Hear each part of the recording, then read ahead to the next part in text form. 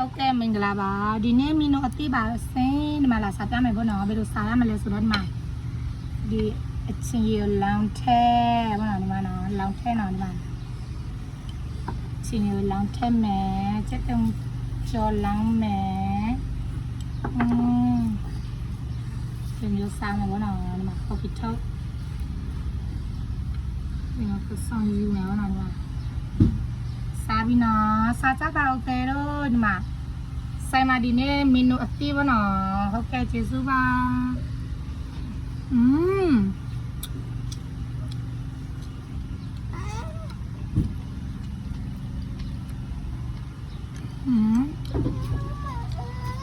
ဘယ်မှာดูဘယ်လို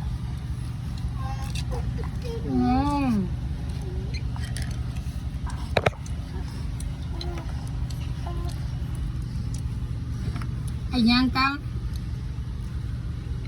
စားလို့အยังကောင်းအဲတော့ဒီမှာအချင်းရဲ့လိုမျိုးလောင်ထည့်ရတယ်ကိုယ်မတွေ့နေအချင်းရဲ့လိုမျိုးလောင်ထည့်ရတယ်ဘာလို့ဒီမှာအยังစားကောင်းပစုံငပြိုင်လို့ခေါ်တယ်ဘာနာ